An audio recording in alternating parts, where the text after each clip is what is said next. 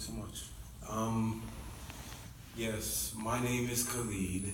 I am going to take this off. I am an organizer of the Atlanta chapter of Black Lives Matter. And a few years ago, I began to study previous movements for human rights, like the Student Nonviolent Coordinator Committee, SNCC, and role models like Congressman John Lewis. I saw the need to move from protests to politics. I'm wearing this shirt today, which is somewhat controversial. Says, "Don't let your new president get your butt whooped." But it's a youthful, more militant expression of the safety pin movement, which sprang up around the world as many Western democracies moved towards fascism with Brexit and the election here of he who shall not be named. But I was actually scared to wear this shirt when I came on Sunday. I thought, like, in this august body of elders and leaders, that I wouldn't be welcome.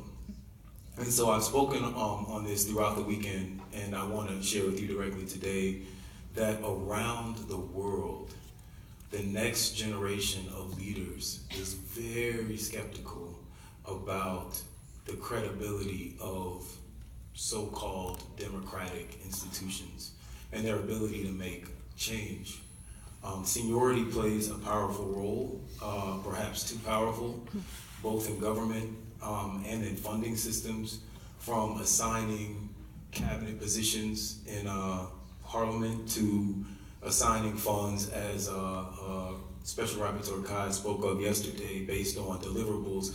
Sometimes we just place too much authority or reliance on seniority to the detriment of new voices. So making a space for young people means more than just putting us on the program. The austerity of this room, the way that everyone is dressed in their finest garments, even these can be psychological barriers for young people who, like me, may come in this room with a t-shirt and some slightly skewed principles, but the most innovative ideas. So I should note that it was actually Special Rapporteur Kai who, in a smaller session, encouraged me to have the freedom from fear to wear this t-shirt and to come into this space as my most authentic self.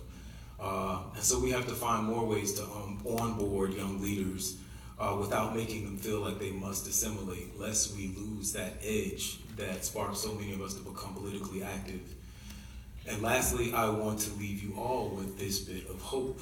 I will be leaving, as was said, to prepare for my first full city council meeting in the new city of South Fulton, which is just south of the airport. And I invite you all to come out. We start at 5 p.m. if you're still here.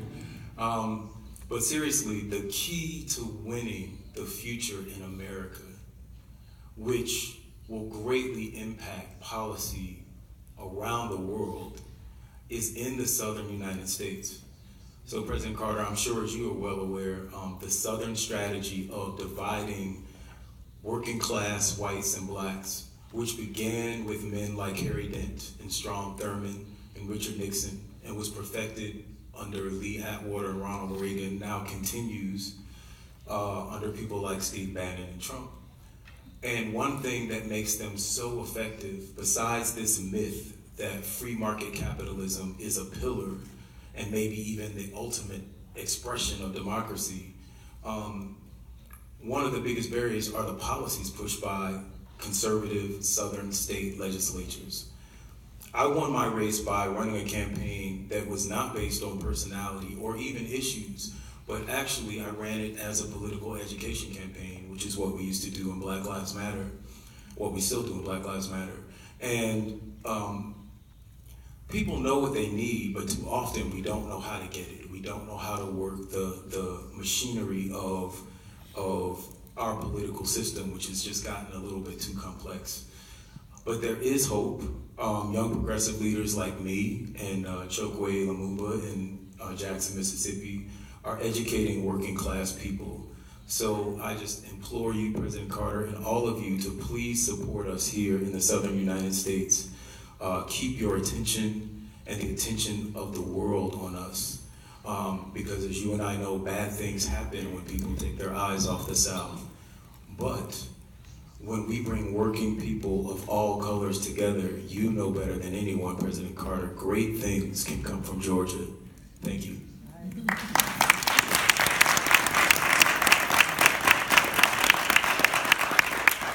It's a great way to end. So we're going to lunch.